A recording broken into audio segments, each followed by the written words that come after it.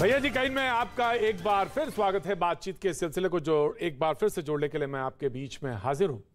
बातचीत का सिलसिला जोड़ूं उससे पहले एक बात बहुत जरूरी है कहना, बिल्कुल वाजिब है, वो ये कि इन तमाम सारी बातचीत के बीच में मीडिया का अहम रोल है और वो क्या होना चाहिए। क्या हम सब भूल गए या क्या हम भूलते जा रहे हैं या कुछ लोग भूल गए हैं, उनको याद दिलाने की जरूरत, ऑफकोर्स इस पर भी बात होनी चाहिए। और जब तमाम सारे लोग कहें कि मीडिया कहीं पोलराइजेशन करने में मदद तो नहीं कर रहा है या उससे कहीं पोलराइजेशन यानी जैसे कि ध्रुवीकरण तो नहीं हो रहा है, या कहें कि हिंदू मुसलमान तो नहीं हो रहा है, तो एक सवाल उठता है, वाजिब सवाल है, इसको भी एड्रेस किया जाना जरूरी है। और आज उम्मीद है कि इस पर भी बातचीत का जब सिलसिला जुड़ेगा तो इस पर भी कुछ कहा जाएगा और बोला जाना चाहिए, जरूरी है। आज के जो मेहमान हैं हम उनसे तारुफ करा दें, आपका परिचय करा दें उससे पहले कि हम मुद्दे की तरफ आएं और बातचीत का सिलसिला जोड़ें। और आज नसीरुद्दीन शाह साहब ने कुछ एक बात कही है, सोचने समझने वाले एक्टर हैं और न सिर्फ एक्टर हैं, बात अपनी बहुत मजबूती के साथ रखते हैं। उन्होंने एक अपनी बात कही है और उसको सुना जाना चाहिए और उसके रेफरेंस पर हम बात जरूर करेंगे। आज के जो मेहमान हमारे साथ जुड़ रहे हैं, सैयद यासिर जिलानी साहब हैं हमारे साथ, माजिद हैदरी साहब हैं, शहजाद पूनावाला हैं, लियाज शराफुद्दीन हैं हमारे साथ और मौलाना पीर अली कादरी, अध्यक्ष मरकजी अंजुमन कदारिया हैदराबाद से हमारे साथ जुड़ेंगे। लेकिन इन सब के पास चलूं या इनसे बातचीत का सिलसिला जोड़ूं उससे पहले नसीरुद्दीन शाह साहब ने क्या कहा उस तरफ जाना बेहद जरूरी है। जी,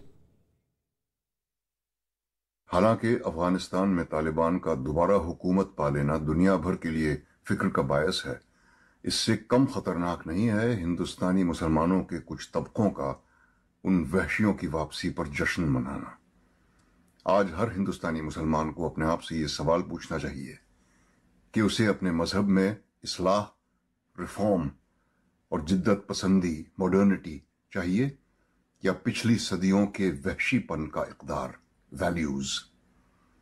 मैं हिंदुस्तानी मुसलमान हूं और जैसा कि मिर्जा गालिब एक अरसा पहले फरमा गए हैं, मेरा रिश्ता अल्लाह मियां से बेहद बेतकल्लुफ है। मुझे सियासी मजहब की कोई जरूरत नहीं है। हिंदुस्तानी इस्लाम हमेशा दुनिया भर के इस्लाम से मुख्तलिफ रहा है और खुदा वो वक्त न लाए कि वो इतना बदल जाए कि हम उसे पहचान भी न सकें। बहस की तरफ रुख करें, बहस की तरफ आगे बढ़े उससे पहले एक बात सरकार की जानब से कहना, यानी सरकार की तरफ से कहना बहुत जरूरी है।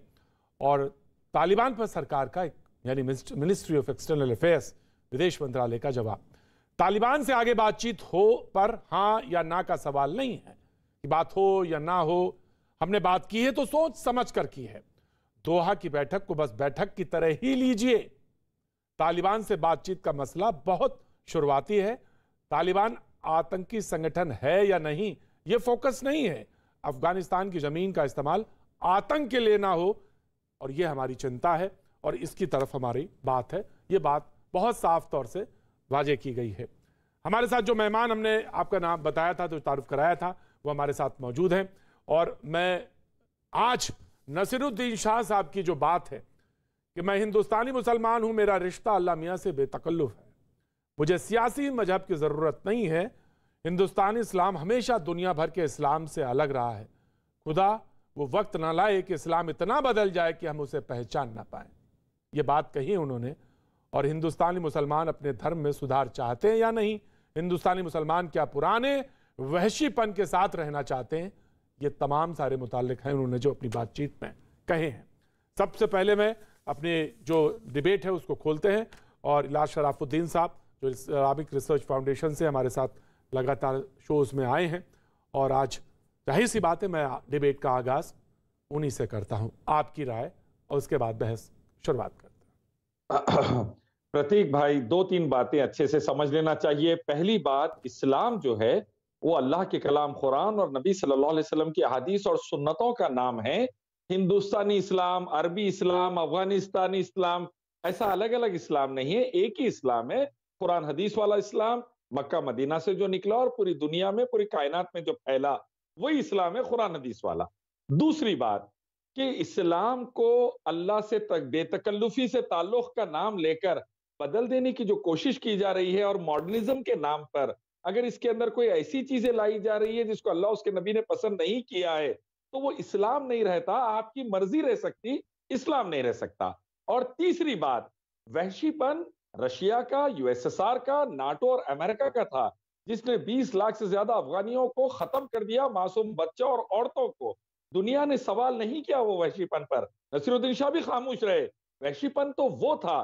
दरिंदगी तो सीरिया और इराक में थी, यमन में थी। दरिंदगी तो ये ममालिक में, वेस्टर्न मगरबी ममालिक ने मचाई थी।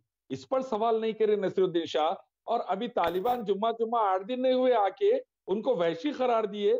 अजीब बात लग रही है मुझे। किसी भी मासूम को मारना सारी इंसानियत को मारने के बराबर है। इस्लाम इसके खिलाफ है। तालिबान भी ये हरकत करते हैं तो यकीनन वहशी है, नहीं करते हैं तो वहशी नहीं है। अमेरिका, रशिया, नाटो ने तो कर दिया ये हरकत, तो वहशी पहले उनको बोल के वो वहशीपन रोकिए, ना कि दूसरों पर बेजा इल्जाम। Right sir, right sir. मैं सैयद यासिर जिलानी भी हमारे साथ मौजूद है और शहजाद पूनावाला बात पे हंस रहे थे।